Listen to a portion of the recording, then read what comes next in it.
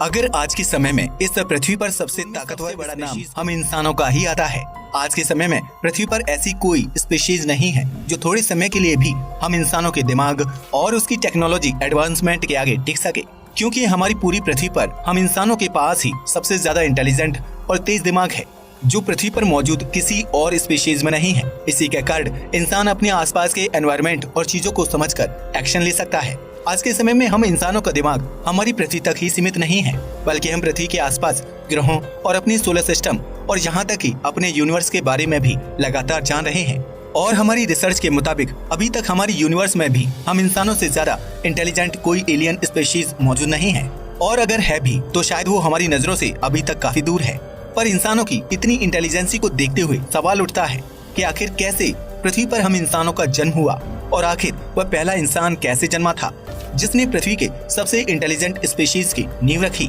तो दोस्तों, आज हम जानने वाले हैं कि पृथ्वी पर सबसे पहले इंसान का जन्म कैसे हुआ था। आप सब जानते ही होंगे कि हम इंसान इस धरती पर हमेशा से ही मौजूद नहीं थे, क्योंकि यदि ऐसा होता तो शुरुआत में जब धरती पर डायनासोर्स जीवित हुआ करते थे तब हम उनके साथ कैसे रह पाते, क्योंकि डायनासोर्स के रहते हुए हम इंसानों का पृथ्वी पर अच्छे से डेवलप हो पाना लगभग नामुमकिन था।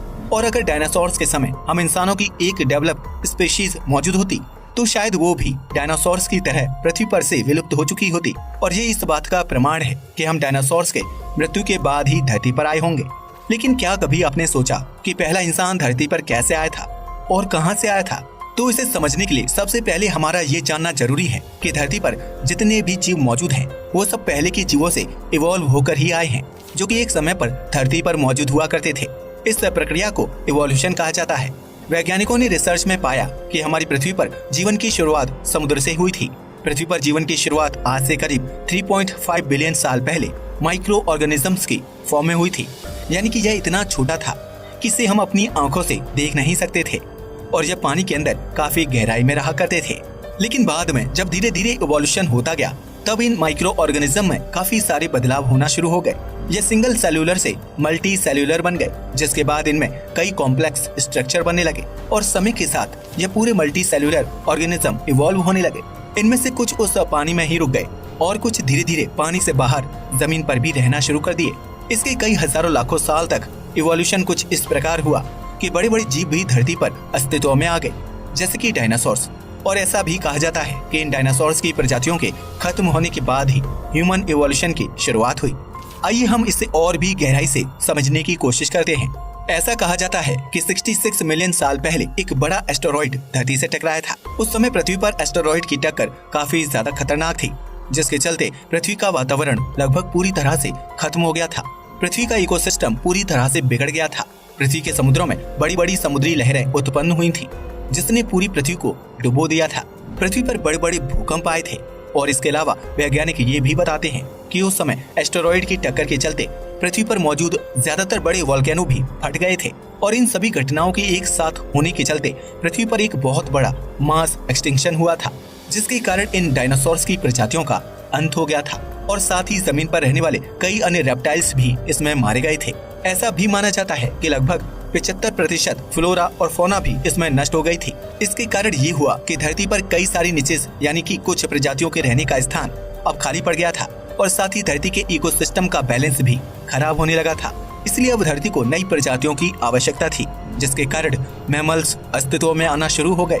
और इसके 10 मिलियन साल बाद इन्हीं मैमल्स की 3 से 5,000 प्रजातियां धरती पर अस्तित्व में आ गई, जिनमें से एक थी प्राइमेट्स यानी बंदर जैसे दिखने वाली प्रजातियां। और फिर इन प्राइमेट्स में भी कई सारे बदलाव आए, जैसे कि जो पहला बदलाव था वो ये था कि यह प्राइमेट्स 2 अलग अलग ग्रुप्स में डिवाइड हो गए। इनमें से एक था स्ट्रेप्सरीन, जिन्हें वेट नोज्ड प्राइमेट्स भी कहा जाता है, क्योंकि इनमें सूंघने की शक्ति थी।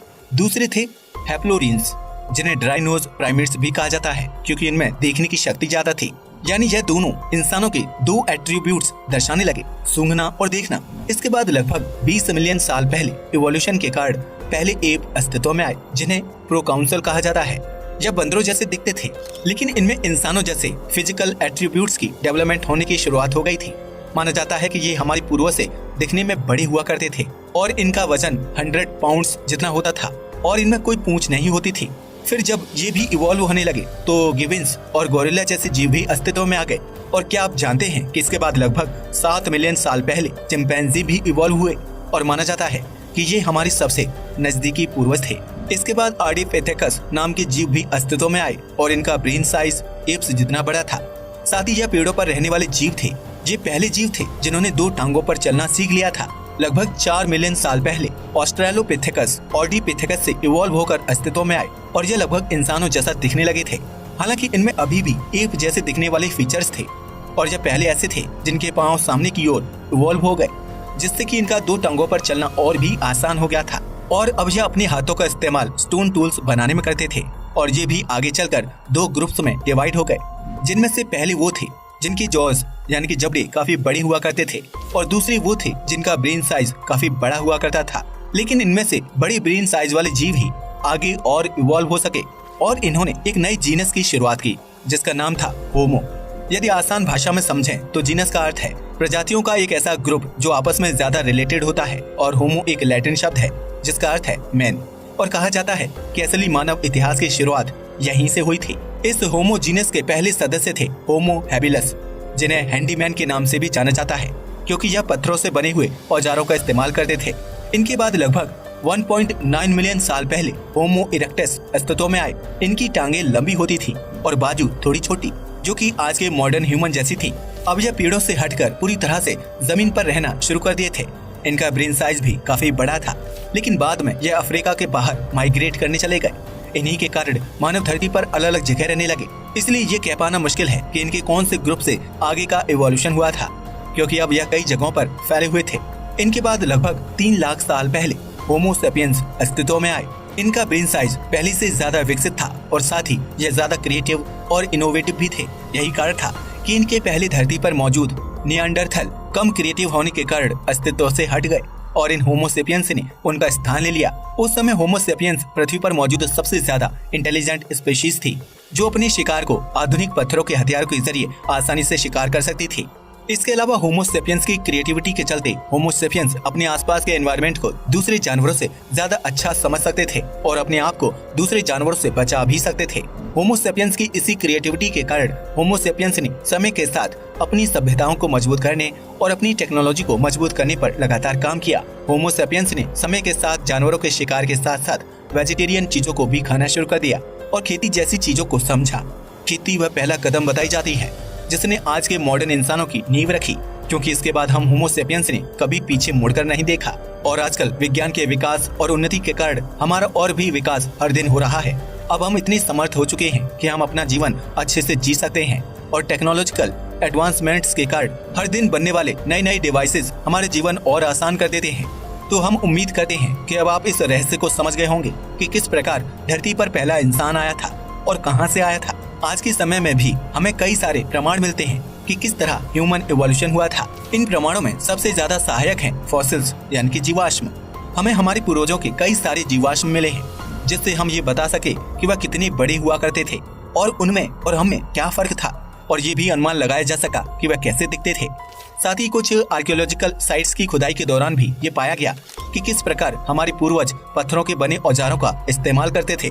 खुदाई के दौरान न केवल हमें ये पता चला कि किस प्रकार ये अपना जीवन जीते थे, बल्कि हम ये भी समझ पाए कि इनकी क्या मान्यताएं थी। उदाहरण के लिए जैसे ये मृत जीव को दफना दिया करते थे, जो यह दर्शाता है कि इनमें भी कुछ बिलीफ पैटर्न्स होते थे जो भी आज के समय में इवॉल्व हुए हैं। तो दोस्तों, कहने का मतलब ये है कि हम इंसानों का जन्म किसी एक इंसान से नहीं हुआ था, बल्कि आज हम जो इंसान हैं, जिस फिजिकल स्ट्रक्चर और जिस दिमाग के साथ मौजूद हैं, वह पृथ्वी पर लाखों हजारों साल के इवोल्यूशन के चलते ऐसा बना है जैसा आज हम उसे देख रहे हैं। और ये इवोल्यूशन लगातार जारी है और आगे भी आज से कई हजार या लाख साल बाद हमें हमारी अपनी ही इंसानों के शरीर और यहाँ तक कि दिमाग में भी काफी ज्यादा बदलाव देखने को मिलेंगे। और ऐसा भी हो सकता है कि आज की तुलना में हमारी फ्यूचर की मानव सभ्यता आज के हम इंसानों से हजारों गुना ज्यादा समझदार और तेज दिमाग वाली हो। कुल मिलाकर कहने का मतलब है कि इवोल्यूशन कभी नहीं रुकता है और ये लगातार जारी रहता है। आज के लिए बस इतना ही। वीडियो पसंद आया हो तो इसे लाइक और शेयर करें, साथ ही चैनल को भी सब्सक्राइब करें। जय हिंद।